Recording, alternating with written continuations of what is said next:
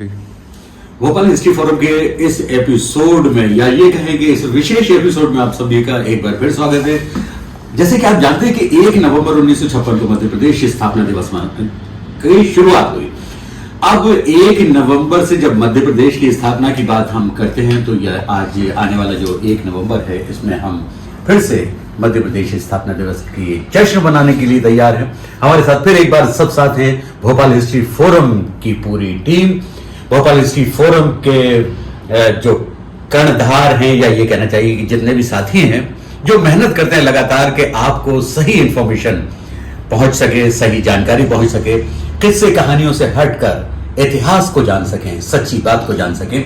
इसी के लिए आज जो विशेष कार्यक्रम है मध्य प्रदेश स्थापना दिवस का, तो हमारे साथ में सभी लोगों का पहले मैं परिचय करा दूं। हमारे साथ में है अशरफ कदवी साहब, आप हिस्ट्री फोरम के जिम्मेदार मेंबर हैं। अलीम बजमी साहब, आप सीनियर जर्नलिस्ट हैं। एडवोकेट शाहनवाज खान साहब, आप सीनियर एडवोकेट तो हैं ही, साथ ही हिस्ट्री फोरम के कर्णधार हैं, हम ये भी कह सकते हैं। और हमारे साथ में है कैमरामैन मोहम्मद अमान खान साहब। आप जो भी एपिसोड आप देखते हैं उसमें सबसे महत्वपूर्ण भूमिका यह भी होती है कि कैमरे के पीछे कौन है। और हमारे साथ में है जनाब रिजवान उद्दीन अंसारी साहब, आप भी भोपाल इतिहास के बारे में बहुत गहरी जानकारी रखते हैं। तो स्थापना दिवस की बात हो रही है, मध्य प्रदेश स्थापना दिवस की बात हो रही है, तो क्यों ना हम इसकी बारीकियों को जानने के लिए कि स्थापना दिवस क्यों मनाया जाता है, किस किस का योगदान रहा है इसको बनाने में, क्या परेशानियों का सामना करना पड़ा, तो इसमें हमारे साथ में सीनियर जर्नलिस्ट जनाब अलीम बजमी साहब। तो हम आपसे जानना चाहते हैं कि स्थापना दिवस के बारे में आप क्या जानकारी देंगे हमारे सभी श्रोताओं को। सबसे पहले पूरे मध्य प्रदेश के और भोपाल के नागरिकों को बधाई कि हम 1 नवंबर को 68 वर्ष के हो जाएंगे। ये हमारी वर्षगांठ का अवसर है। मध्य प्रदेश की स्थापना और भोपाल का राजधानी बनना हमारे लिए एक बहुत महत्वपूर्ण, सुखद और सौभाग्य की बात है। जब इसकी परिकल्पना की गई थी तब इसमें महत्वपूर्ण भूमिका भोपाल के तत्कालीन पार्ट सी स्टेट के chief minister doctor Shankar Dayal Sharma की रही। और राज्य पुनर्गठन आयोग ने जब नए राज्यों के गठन के लिए विमर्श कर रहा था, उस समय मध्य प्रदेश का नाम नहीं था, क्योंकि उस समय मध्य प्रदेश के लिए विंध्य प्रदेश, महाकौशल, बघेलखंड और मध्य भारत जैसे राज्य छोटे राज्य थे। उन छोटे राज्यों का विलीन आपस में जोड़कर तत्कालीन मुख्यमंत्री पार्ट सी स्टेट भोपाल राज्य डॉक्टर शंकर दयाल शर्मा के प्रयासों, उनकी कोशिशों से इस राज्य ने आकार लिया, भोपाल राजधानी बना। इसके लिए उन्हें सहयोग करने वालों में 2 नाम बहुत महत्वपूर्ण थे। एक थे मौलाना अबुल कलाम आजाद जो नेहरू जी के सहयोगी थे, और दूसरे थे वीपी मेनन। इन 2 लोगों की शख्सियत की वजह से भोपाल राजधानी बना। और डॉक्टर शंकर दयाल शर्मा को स्थानीय स्तर पर यानी लोकल लेवल पर अगर किसी ने सपोर्ट किया तो वो थे डॉक्टर अवध नारायण बिसारिया और मिर्जा फहीम बेग साहब। इन दोनों ने अपनी अनुभव से उनको ऐसा परामर्श दिया जिसके आधार पर एक ऐसा ड्राफ्ट तैयार हुआ कि पंडित नेहरू ने उसको देखते से ही ओके कर दिया। इसके कारण भोपाल ने राजधानी के रूप में आकार लिया। बजमी साहब, जैसे कि आपने बताया कि मध्य प्रदेश का अस्तित्व किस तरह से शंकर दयाल शर्मा जी और मौलाना अबुल कलाम आजाद जी, बिसारिया जी, इन सबके योगदान से हुआ, लेकिन मध्य प्रदेश अकेला क्या उस दौर में शामिल था कि जो वो माफ कीजिएगा मध्य प्रदेश में राजधानी बनाने के लिए भोपाल अकेला इस दौर में शामिल था, या जबलपुर, इंदौर या ग्वालियर इस तरह के भी जो शहर थे वो भी इसमें थे? उस समय मध्य प्रदेश का क्या कहना चाहिए, राज्य बनने के लिए बल्कि राजधानी की प्रदेश की नवगठित प्रदेश की राजधानी बनने के लिए सबसे बड़ी दावेदारी ग्वालियर की थी। और ग्वालियर ने अपने पक्ष में सबसे बड़ी दलील दी थी कि हम दिल्ली के करीब हैं, हम 3 राज्यों से जो सीधे तौर पर जुड़े भी हैं, और ये सही भी है, वो दिल्ली के करीब था, 3 राज्यों से प्रत्यक्ष रूप से जुड़ा भी था। वहीं इसके विपरीत मालवा का अपना दावेदारी थी। इंदौर स्टेट का कहना यह था कि इंदौर को राजधानी बनाया जाए। इंदौर के लिए तमाम तरह के प्रयास राजनीतिक स्तर पर चल रहे थे। इसके विपरीत जबलपुर की दावेदारी हुई।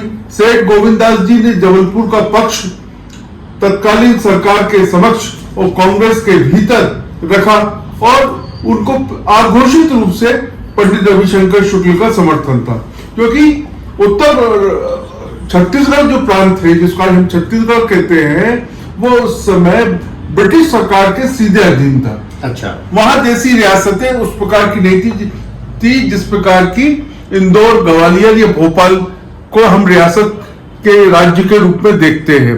सिवाय अगर वहां राजनांदगांव एक छोटा सा था, वहां एक जरूर रियासत थी। बस्तर था, वहां एक बहुत छोटी रियासत थी। सरगुजा बहुत छोटी रियासत थी, लेकिन ये बड़ी रियासत के रूप में इनका अस्तित्व नहीं था, जिसके कारण मध्य प्रदेश की राजधानी बनाने के लिए बड़े शहरों के सामने चुनौतियां थी। उसमें ग्वालियर हो गया, इंदौर हो गया, जबलपुर हो गया और भोपाल हो गया। ये 4 बड़े शहर थे। इसमें सबने अपनी अपनी दावेदारियां पेश की। तो सबसे स्ट्रॉन्ग दावेदारी भोपाल की थी, जैसा कि आपने बताया।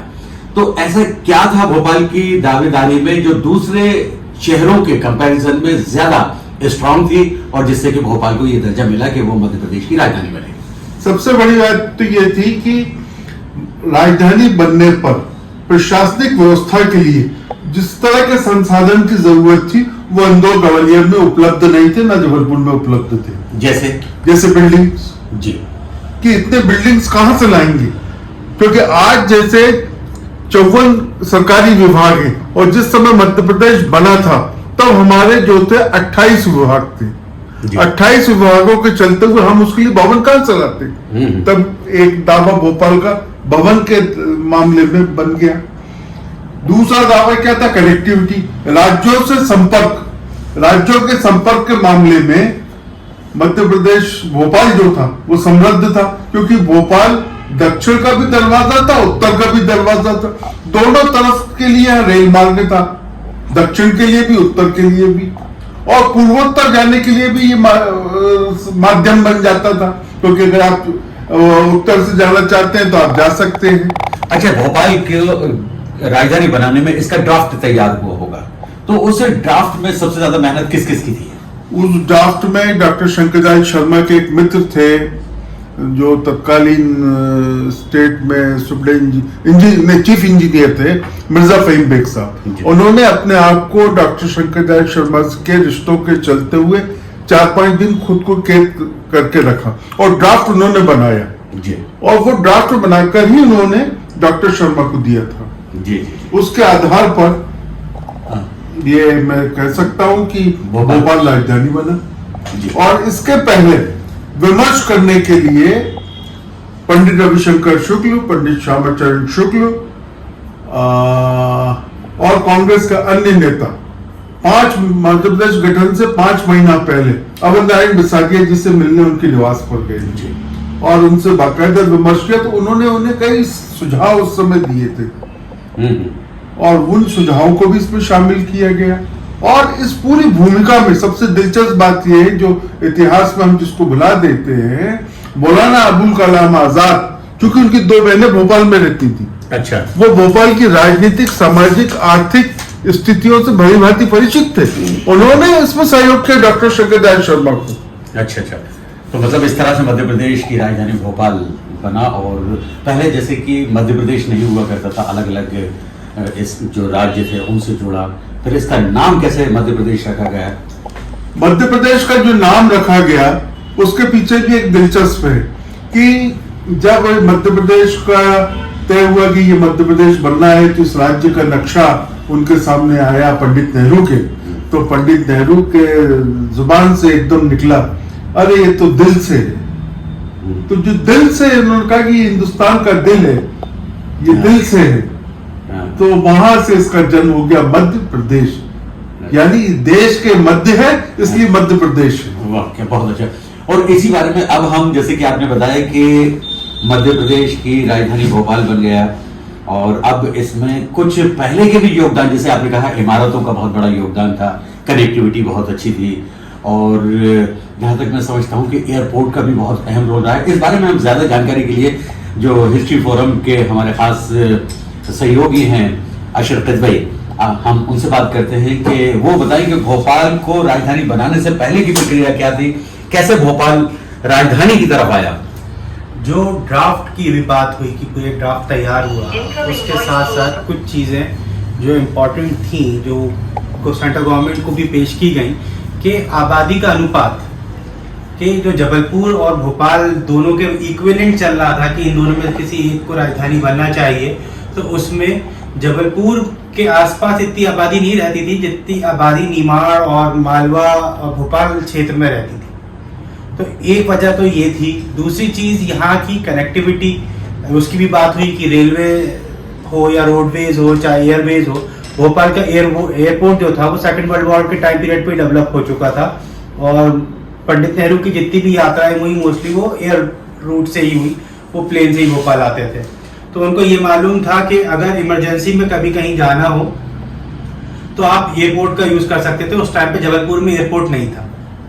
दूसरी चीज़, भोपाल में जो अलग अलग टाइम पीरियड पे प्लेग्स आए थे उससे यहाँ की सड़कें बहुत चौड़ी चौड़ी थी, गलियाँ बहुत चौड़ी चौड़ी थी, जो बाकी प्रदेश के जो शहर थे उसमें बहुत छोटी और पतली पुराने हिंदुस्तान की जो गलियाँ जिस तरह से होती थी वो थी। इसी के साथ साथ यहाँ पे इंफ्रास्ट्रक्चर जो था वो बहुत एडवांस था। इलेक्ट्रिसिटी थी और वो इतना ज़बरदस्त यहाँ पे स्टीम इंजन उस टाइम पे जो स्टेशन के पास था कि वो इलेक्ट्रिसिटी जनरेट करता था कि पूरी सिटी में इक्विवेलेंट टाइम पे इलेक्ट्रिसिटी रहती थी।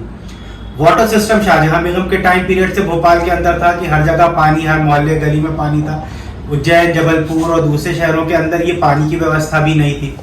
इसी के साथ साथ हम ये देखते हैं कि जिस टाइम पीरियड पे ये स्टेट्स बन रही थी और उनकी कैपिटल डिसाइड हो रही थी, इसी के साथ साथ उस टाइम पीरियड में ये था कि आज भी पचमढ़ी जो है वो ग्रीष्मकालीन कैपिटल है मध्य प्रदेश की। तो भारत की एक ग्रीष्मकालीन कैपिटल की भी सर्च चल रही थी। तो उसमें श्यामा प्रसाद मुखर्जी जो कमेटी के अध्यक्ष थे, उन्होंने ये कहा कि भोपाल को ग्रीष्मकालीन राजधानी बनानी चाहिए। तो मध्य प्रदेश की राजधानी छोड़िए, भोपाल को तो भारत की राजधानी बनने का भी सौभाग्य प्राप्त हो जाता। अच्छा, जैसे कि आपने बताया कि स्टेट के ज़माने से इसकी तैयारियां बहुत डेवलप था। ये कह सकते हैं कि हम उस दौर में सारे शहरों में सबसे ज़्यादा डेवलप भोपाल था। यहाँ एयरपोर्ट भी था और यहाँ पर बिल्डिंग्स भी थी और इन सब का कहीं ना कहीं जो एक अच्छा पॉजिटिव वो मिला, भोपाल को राजधानी बनने का मौका मिला। अब हम बात करते हैं शाहनवाज खान साहब से।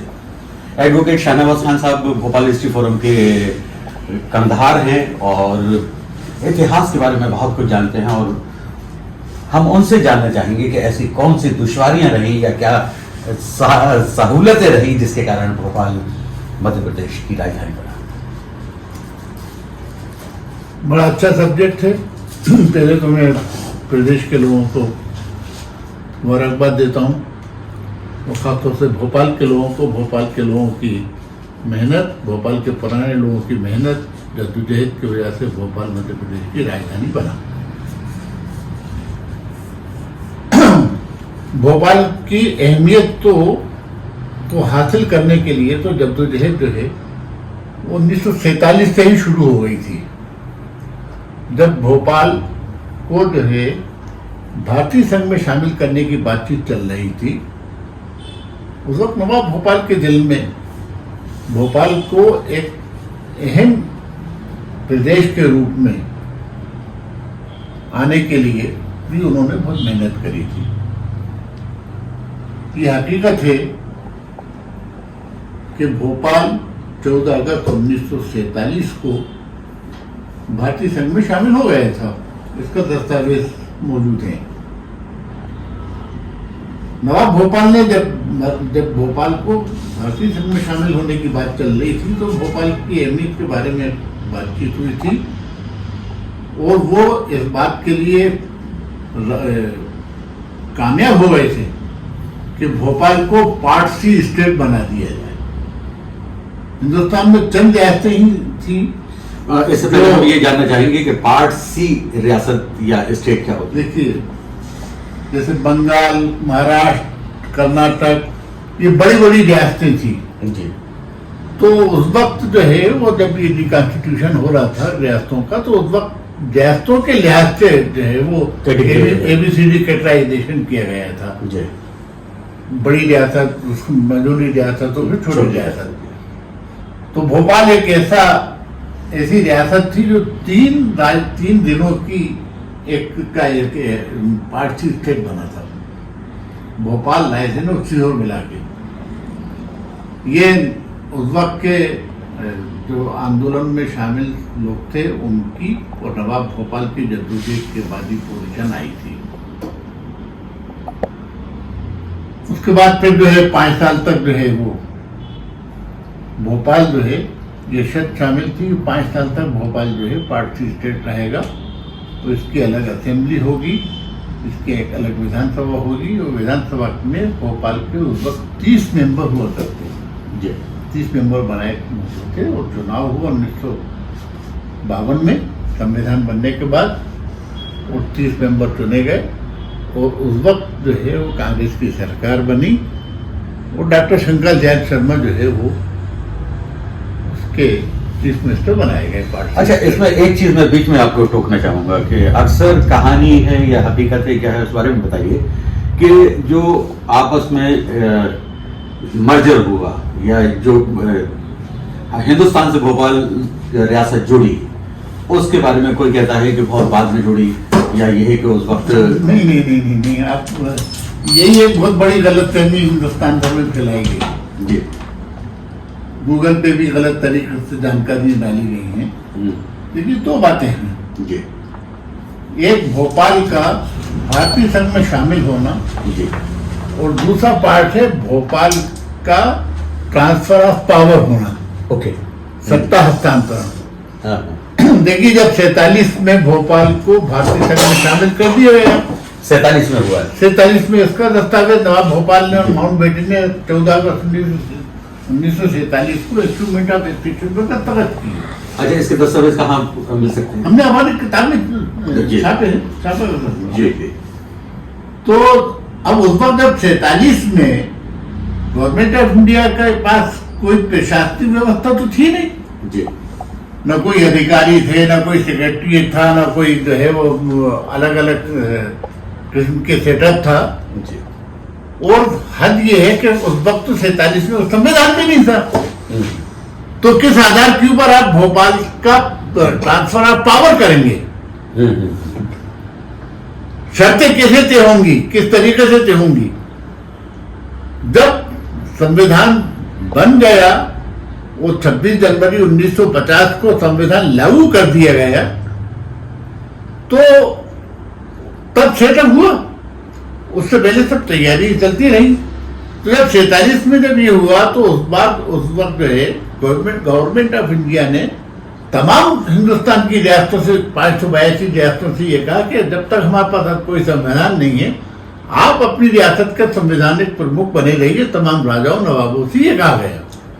और वो संवैधानिक शून्य तो रह नहीं सकता भाई। आमतौर के ऊपर ये होता है कि जब कोई चीफ मिनिस्टर डिजाइन करता है, ये को बदला जाता है, तो उस वक्त ये कहा जाता है, गवर्नर ये कहता है कि जब तक उनका इंतजाम नहीं हो जाए तब तक कार्यवाहक आप बने रहिए। तो कार्यवाहक प्रमुख जो है वो नवाब भोपाल बने रहे जब तक के शर्तें तय नहीं होगी। फिर उसके बाद फिर जो है शर्तें तय हुई और 1949 में ट्रांसफर ऑफ पावर हुआ, शर्तें तय होंगी और मर्जर एग्रीमेंट जो है वो दस्तखत हुए। और उसमें लिखा हुआ है कि आज से 1 जून 1949 से जो है वो भोपाल जो है, भोपाल की सत्ता जो है वो ट्रांसफर ऑफ पावर होगा। तो उसके बाद फिर जो है यहाँ पे चीफ कमिश्नर बने, उन्होंने चार्ज लिया। ये कहानी है। तो ये 2 पार्ट हैं। ये लोग इसमें गलतफहमी पैदा करते हैं कि भोपाल 1949 में आजाद हुआ। ये टोटली गलत है। अब उसके बाद जब जो है, ये तो आपका जवाब हो गया। उसके अलावा फिर अब भोपाल की राजधानी बनाने का मामला हुआ, तो भोपाल के जागरूक लोग तो बहुत जागरूक लोग थे। भोपाल में जहाँ एक तरफ भोपाल की पारसी स्टेट जो है वो अपनी जद्दोजहद कर रही थी, कोशिश कर रही थी, वहीं भोपाल की जनता, भोपाल की पॉलिटिकल पार्टी, भोपाल की तमाम तंजीमें, भोपाल के तमाम संगठन इकट्ठा हुए और उन्होंने भोपाल राजधानी बनाओ कमेटी बनाई, जिसकी अध्यक्ष खान शाकिर अली खान बनाए गए, जो पंडित नेहरू के बहुत करीबी दोस्त थे। और ये भी डेलीगेशन जो है बराबर जो है पंडित नेहरू से मिलता रहता था, बातचीत करता रहता था और जो है उनके ऊपर दबाव बना रहता था। आखिर इन दोनों की मेहनतों से, भोपाल की जनता की मेहनतों से और भोपाल की उस वक्त की सरकार की मेहनतों से भोपाल जो है मध्य प्रदेश की राजधानी बनाया गया। ये हकीकत। चलिए, आज के एपिसोड में इतनी महत्वपूर्ण जानकारी हमारे पास में इकट्ठी हो गई है, लेकिन आखिर में हम अली बज़मी साहब से फिर एक बार कुछ जानना चाहेंगे।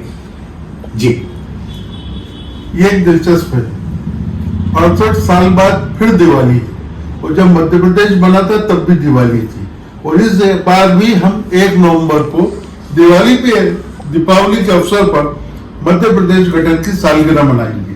बहुत बहुत मुबारकबाद। एक दिलचस्प वाक्य और है कि जब उस साल ये घोषणा हुई कि कैपिटल जबलपुर नहीं बनेगा तो भोपाल बनेगा, तो उस साल जबलपुर वालों ने दिवाली नहीं मनाई थी, और उसके लिए उनको बहुत गम था इस चीज का कि हमारे यहाँ दिवाली काली कर दी गई। और उस टाइम पे एक ये बात कही गई कि नवाब साहब पाकिस्तान चले जाते, भोपाल पाकिस्तान का पार्ट हो जाता, इसको बचाने के लिए हमने, जो ये गलत बात थी, तो ये अफवाह कहाँ से उड़नी शुरू हुई। इस बारे में बहुत सारी और भी बातें हैं, उनको हम अगले एपिसोड में जो सीरीज में शेयर करेंगे। कि कुछ लोग ये भी कहते हैं कि भोपाल नवाब पाकिस्तान चले गए थे, जबकि भोपाल में ही उनकी खबर मौजूद है। चलिए, खैर, इस बारे में बहुत सारी जानकारी है, उनको हम बाद में रखेंगे। अभी एपिसोड को यही विराम देते हैं। आप सभी का बहुत बहुत शुक्रिया, और सभी सुनने वालों को दीपावली की और मध्य प्रदेश स्थापना दिवस की बहुत बहुत बधाई।